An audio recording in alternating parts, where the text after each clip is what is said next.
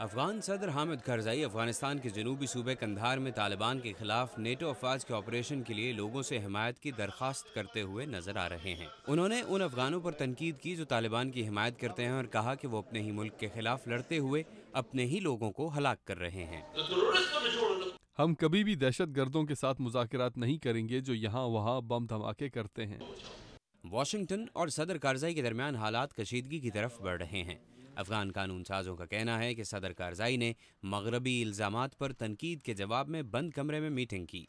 امریکی محکمہ خارجہ نے صدر کارزائی کے بیان پر اپنی تشویش کا اظہار کیا ہے۔ اس قسم کے بیانات اس مدت کو کم کر سکتے ہیں جس کی ہمیں آگے بڑھنے کے لیے ضرورت ہے۔ صدر کارزائی نے بعد میں وزیر خارجہ ہلیری کلنٹن کو اس وقت فون کیا جب وائٹ ہاؤس نے ان کے بیان کو پریشان کن قرار دیا۔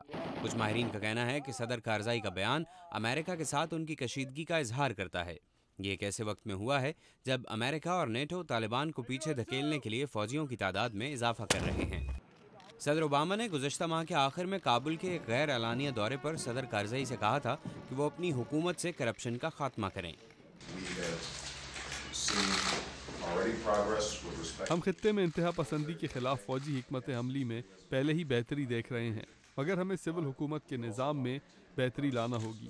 کچھ ماہرین صدر کارزائی کی طرف سے ایران اور چین کے ساتھ قریبی تعلقات قائم کرنے کی کوشش کو سول کرپشن پر امریکی دباؤ کا نتیجہ قرار دے رہے ہیں۔ کارزائی ایک طویل عرصے سے امریکیوں کو ناراض کر رہے ہیں۔ مثال کے طور پر وہ اپنے طور پر انڈیا اور چین سے مل رہے ہیں۔ مگر جانز ہاپکنز یونیورسٹی کے والٹر اینڈرسن کہتے ہیں کہ یہ افغانستان کے لیے اچھا ہے۔ خاص طور پر ان دنوں جب یہ سوچ موجود ہے کہ امریکہ بڑے پیمانے پر اپنی موجودگی کو کم کرے گا، یہ اچھا ہے کہ آپ اپنے پڑوس میں زیادہ سے زیادہ ممالک کے ساتھ تعلقات مضبوط کریں۔